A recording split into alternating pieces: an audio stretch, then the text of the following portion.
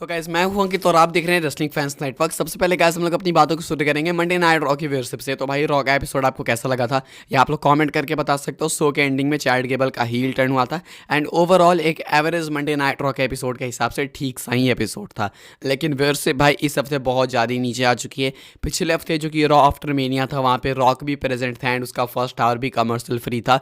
उस एपिसोड की व्यूअरशिप थी 2.362 मिलियंस। बहुत मैसिव नंबर्स थे भाई, स्मैकडाउन की तरह के नंबर्स थे। लेकिन इस वीक मंडे नाइट रॉ वापस अपनी जगह पे आ चुकी है।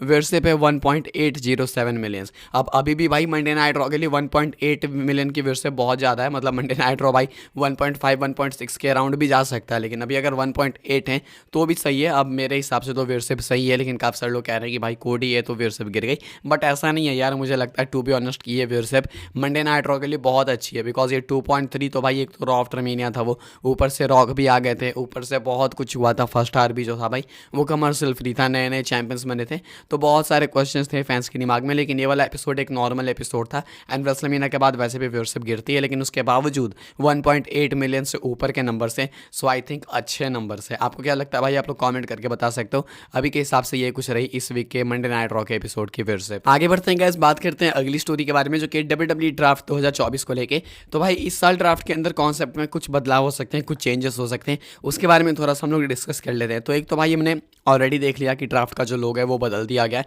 जो कि इतने साल से चलते आ रहा था, वो सेम कॉन्सेप्ट था लोगों के लिए, वो बिल्कुल चेंज कर दिया गया। सिंपल WWE का लोगो है, उसमें NXT रॉ स्मैकडाउन तीनों की थीम है, यानी रेड ब्लू एंड गोल्ड या फिर येलो जो भी कह लो, तीनों की थीम है। साथ में हमें वहाँ पे ड्राफ्ट लिखा हुआ दिख रहा है। तो ड्राफ्ट का पहले तो लोगो ही चेंज कर दिया। साथ में बताया जा रहा है कि इस बार ड्राफ्ट में NXT के अंदर भी सुपरस्टार्स जा सकेंगे। नॉर्मली क्या होता था कि NXT से सुपरस्टार्स आ जाते थे इक्का दुक्का, लेकिन इस बार मेन रोस्टर से भी NXT में सुपरस्टार्स जाएंगे। एंड इसकी प्रीव्यू हमने पहले ही देख लिया कि NXT में कई सारे मेन रोस्टर के सुपरस्टार्स जा चुके हैं। जॉन सीना तक जा चुके हैं, आपको याद होगा रिसेंट की ये चीज़ें। अंडरटेकर भी जा चुके हैं वहाँ पे, ब्रॉन ब्रेकर को चोक स्लैम लगा चुके हैं। तो भाई ये बताने की जरूरत नहीं है कि WWE कितना सीरियस ले रही है NXT को। तो एक तो मैसिव कॉन्सेप्ट चेंज यही है कि NXT के अंदर सुपरस्टार्स जाएंगे मेन रोस्टर से भी, लेकिन इसके अलावा भी कुछ बदलाव हो सकते हैं। अब एग्जैक्टली ये बदलाव क्या होंगे वो तो नहीं पता, लेकिन बहुत सारी रूमर्स है, कुछ मैं आपको बता सकता हूँ। एक तो ये हो सकता है कि जिस तरीके से ड्राफ्ट पिक्स होती है उसके अंदर कुछ चेंज हो जाए, प्रेजेंटेशन के अंदर चेंज हो जाए। बिकॉज पहले भी 2-3 तरीके से WWE करती थी। एक तो भाई कई सारे ऑप्शंस रहते थे एंड उसके बाद बजर घूमता था एंड किसी एक पे जाता था तो उसको लेकर अनाउंसमेंट होती थी। लेकिन अब ये कॉन्सेप्ट बिल्कुल ख़त्म ही कर दिया गया।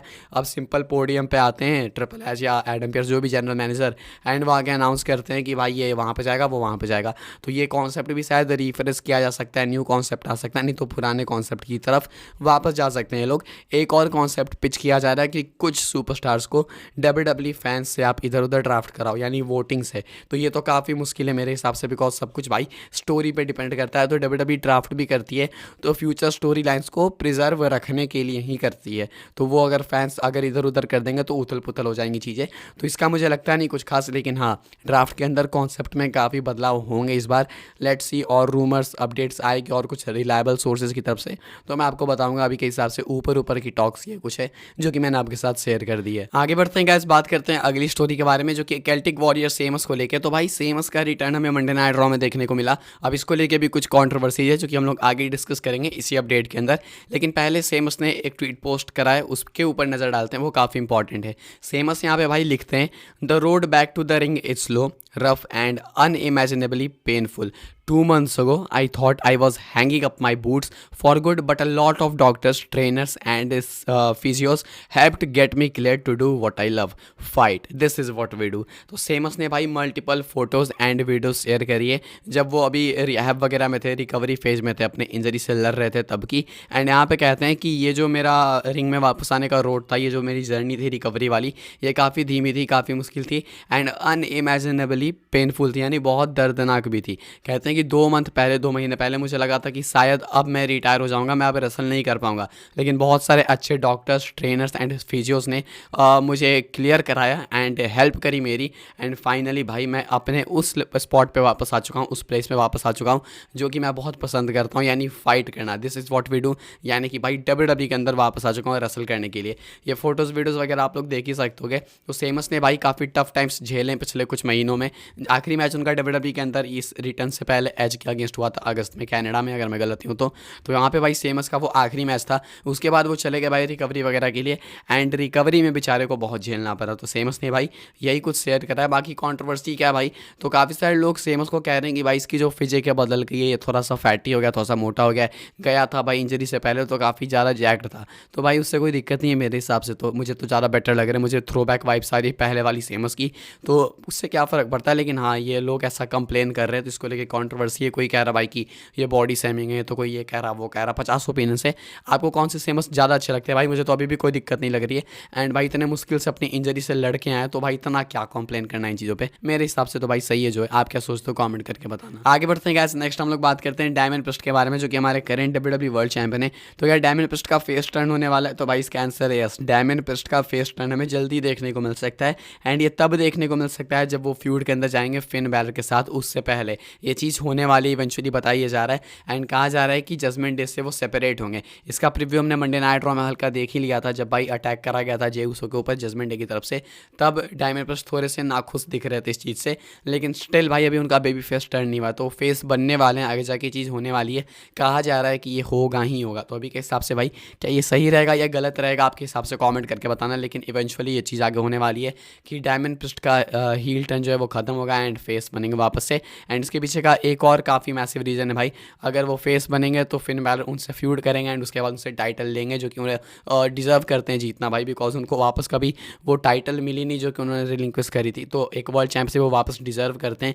तो ऐसे में हील चैंपियन रहेंगे फिन बैलर एंड उधर कोडी रोड्स फेस चैंपियन, तब वो चीज़ सूट करेगी। अभी के हिसाब से भाई डायमंड प्रिस्ट जो है बेबी फेस कुछ टाइम बाद बनेंगे एंड देन वो फिन बैलर से पॉसिबली हारेंगे, कहा ये जा रहा है। आगे बढ़ते हैं गाइस, बात करते हैं अपनी नेक्स्ट एंड फाइनल स्टोरी के बारे में, जो कि भाई रेसलमेनिया को लेके।